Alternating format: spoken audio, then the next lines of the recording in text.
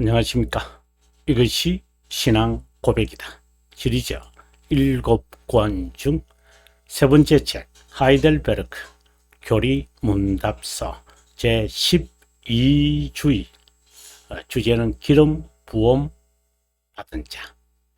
그리고 오늘은 제31문의 세 번째 시간입니다. 31문의 내용이 278페이지에 나오고 세 번째의 내용은 285페이지에서 제가 설명을 할 것으로 여깁니다. 기름 부음 받은 자는 삼중직이라고 말씀을 드렸습니다.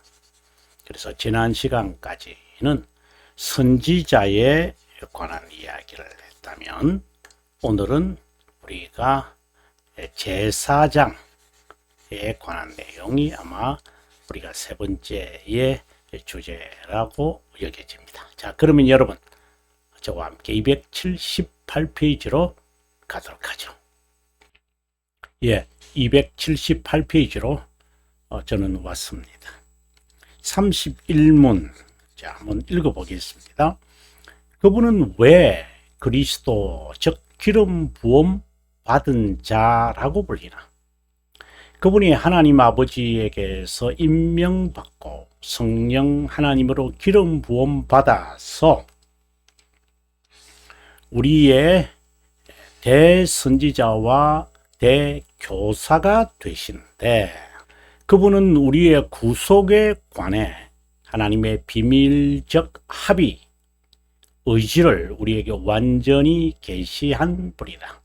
그래서 제가 여러분들에게 알리기를, 구약의 선지자는 신지자의 주된 사역은 바로 율법을 해석하여 그때 당시라기보다는 삶의 현장에 적용하는 것이다. 그래서 해석하여 적용하는 것. 이것이 선지자의 주된 사역이다 라고 여러분에게 말씀을 드렸습니다. 오늘은 그 두 번째 삼중직의 대제사장직에 대해서 한번 읽어보겠습니다.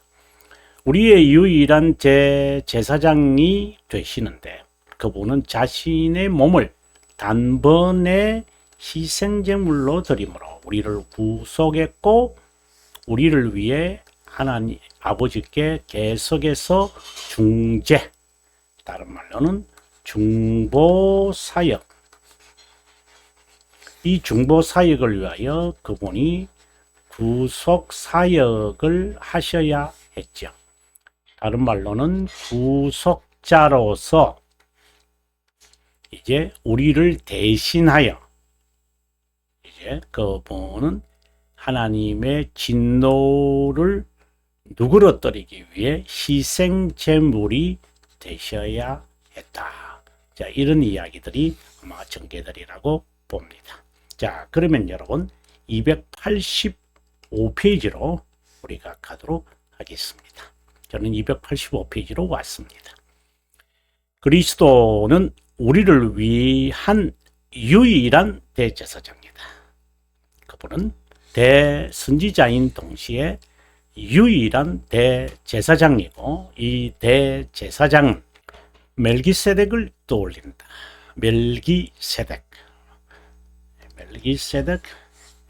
족부도 없고 부모도 없는, 그래서 영원성을 이제 말하는 거죠. 멜기세덱은. 그분과 같은 대제사장이 없다는 근거는 자기의 몸을 단번에 드렸다는 데 있다. 여기서 단번이라고 하는 말. 자, 여러분 아주 중요하게 우리가 다루어지잖아요. 히브리서에서요. 어떻게 보면 한 번 드린 것이나 먼저 드린 것처럼 느껴지지만 그렇지 않고 단번이라는 말이다. 그리스도의 희생 제물은 단회적이다. 이것은 방금 제가 언급했는데 영원하다는 것이다. 유일 유일하다는 것이다. 유일하다는 표현은 단번과 지속, 또 다른 말로 한다면은 무한성을 지니고 있다라고 보시면 좀 좋습니다. infinite이라는 말입니다. 이제 무제한 unlimited 라고 하는 말보다는 infinite, 이것은 이제 여러분 우리가 하나님의 속성에 대해서 말할 때 하나님은 영원하십니다 라고 우리가 이야기할 때는 그분의 eternity라고 그러잖아요. 그죠? 그러면 하나님께서 무한하다, 같은 의미인데요. 무한하다라고 할 때는 infinite이라고 합니다. 보통 우리가 무제한적이다, 뭐 제한이 없다 이렇게 되면은 우리가 unlimited라고 하지만 하나님에게는 unlimited를 붙이지 않습니다. 마찬가지로 everlasting 이렇게 하지 않습니다. 하나님의 속성을 우리가 그분의 사랑이 everlasting love다 이렇게는 하지만 이거는 우리의 하나님의 이터니티에 대한 우리의 표현 방법이 이제 everlasting이라고 이제 영원한 지속적이고 앞으로도 지속해서 이제 이런 개념을 갖고 있는 거죠. 그래서 하나님의 무한성이라 할 때는 infinite이다 이렇게 개념을 조금 다르게 보시는 게 좋아요. 하나님의 속성의 무한성과 그리고 우리가 하나님의 무한하심을 표현할 때 unlimited 이런 개념이 조금 차이가 있다. 뭐 차이라기보다는 측면의 차이가 있다고 보시면 좋을 것 같아요. 단번에 들이신 희생제물 이렇게 말할 때는 영원하다, 유일하다 이렇게, 그리고 무한하다, 그 효력은 무한하다 이렇게 우리가 말하면 좋을 것 같아요. 대제사장의 사역은 유일할 뿐 아니라 단번이고 지속하기에 영원하고 무한한 효력을 지닌다. 예, 당연히 인피드죠. 인피니트이죠. 하나님은 영원하니 eternal and infinite 이라고 그러죠. 그 근거는 그리스도께서 신성, 이 모든 것은 신성을 말하기려고 하는 것이다 라고 보면 좋을 것 같아요. 그리스도는 제사장 직무를 행하실 때 자신을 점도 없는, 보통 이제 구약 성경에 보면은 이제 희생제물이 1년 된, 그죠?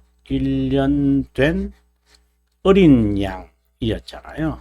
이제 그것처럼 점도 흠도 없는 인간 대제사장이 반복하는 것에 반해 그분은 단번인 이유는 그분은 하나님 아들로서 대제사장 직무를 수행하기에 죄도 없고 반복해야 될 불완전한 분도 없고 또 자신을 위해서 희생 제물을 드려야 할 이유도 없어요. 영원히 그 효력을 발휘하기 때문이다. 로마 가톨릭은 그리스도의 대제사장 직무가 불완전하기에 미사 때마다 희생을 반복하여 기념으로 함으로 그분에게 드린다. 그들의 미사를 말하고요.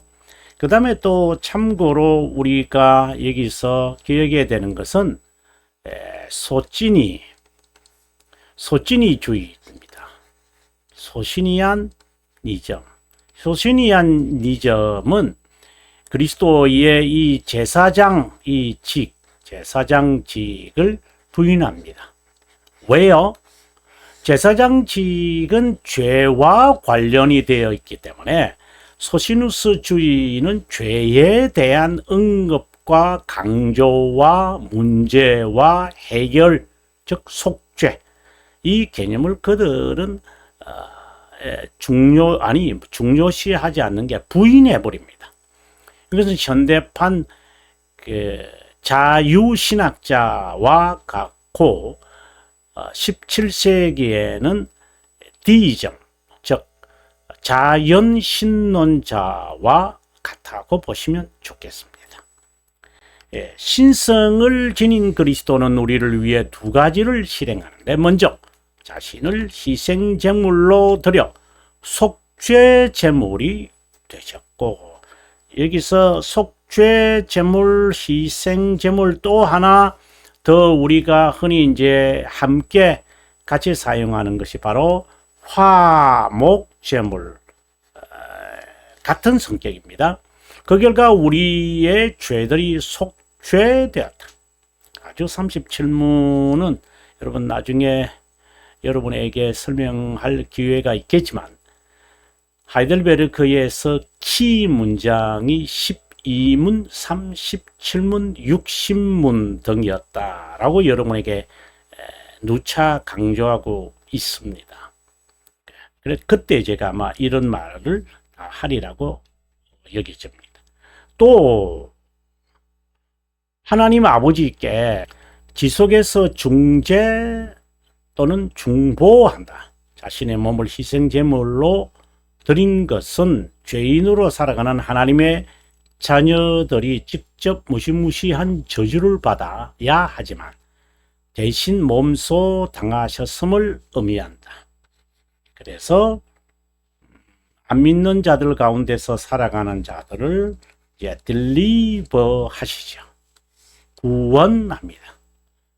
하나님의 진노에 대한 저주, 왜 그런가 하면 유기된 자와 같이 이런 신앙생활이 아니고 그냥 살죠. 자신의 정체성을 모르니까.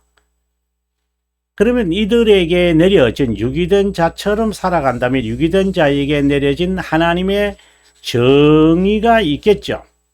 이것은 하나님의 진노와 같은 맥락으로 갖고 있고, 이것은 처벌을 받아야 하고, 이것은 저주를 받아야 하고, 처벌을 위하여 죽으셔야 되고, 저주를 위하여 이것이 희생제물이 있어야 하고, 죽으심으로 만족하게 되고, 속죄제물로 인해서 그분은 누그러뜨림이 되셨다. 자, 이런 맥락을 여러분께서 이해하신다면 이제 37문에 들어갔을 때 그렇게 어렵지 않을 것이라고 생각이 듭니다. 자신의 희생제물로 드림으로 하나님의 진노를 달랬고 그분의 정의에 대한 처벌을 받음으로 만족시켰다. 바로 이 말씀을 방금 제가 한 것이고요. 예. 그리스도가 자신을 희생제물로 드린 것처럼 우리도 자신을 산 제물로 드려야 한다. 그 이유는요. 왜요? 순종의 전가를 받았기 때문이죠. 이것을 다른 말로 한다면 의의 전가라 하고 의와 거룩을 이루어가는 것을 의미하며 십계명의 내용이 의와 거룩이잖아요. 이것은 대교리 문답 93문을 참고하면 됩니다. 네, 아주 친절하게 제가 여러분에게 제시합니다. 그리스도가 자신을 희생제물로 드린 것처럼 우리도 자신을 산 제물로 드려야 한다. 그리스도가 자신을 드림으로 영원히 우리의 죄를 대속함 같이 우리가 자신을 산 제물로 드리는 것은 죄를 정오하는, 아니 죄를 없애기 위해서 산 제물로 드린다, 이런 개념은 아닙니다. 죄의 지배에서 벗어나는 삶, 견인의 삶을 사는 것을 뜻한다.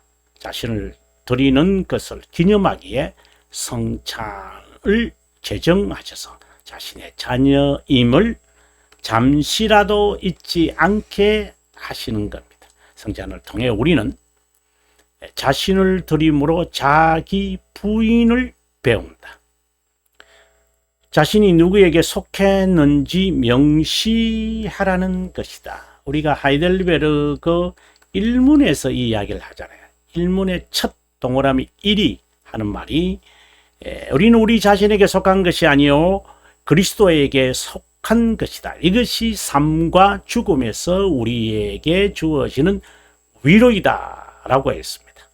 그분이 나보다 나를 더 사랑함으로 놋뱀처럼 십자가에 못 박힌 것처럼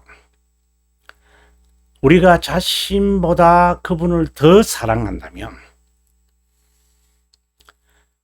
우리 자신의 욕망을 십자가에 못 박는다.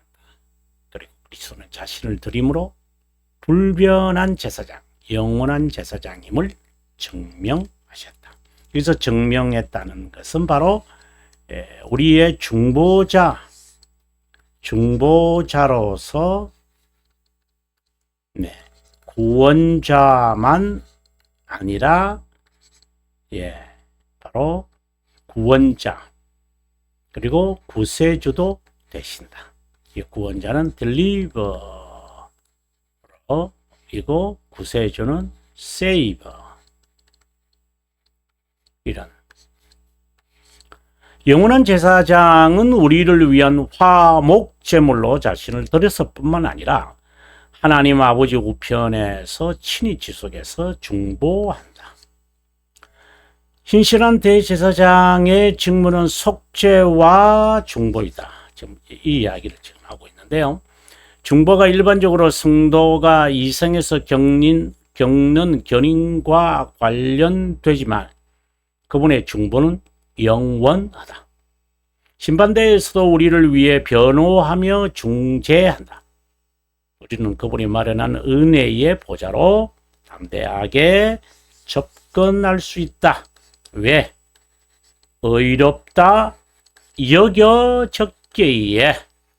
너무 감사한 거 아닙니까? 죄인으로 감히 하나님께 접근할 수 없는데, 액세스할 수 없는데 그분의 대속으로 인해 죄의 문제가 해결돼야 되거든요. 그분의 의를 힘입어 접근한다.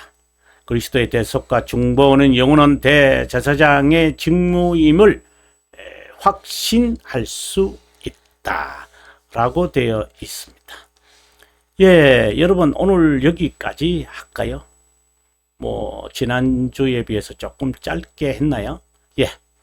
아무튼 여러분 긴 시간 동안 함께 해주셔서 고맙고요. 저는 다음 시간에 여러분과 함께 영원한 왕에 관하여 공부하도록 하겠습니다. 다음 시간에 여러분과 함께 할 것을 약속드리고 남은 시간 행복과 보람이 있기를 바랍니다.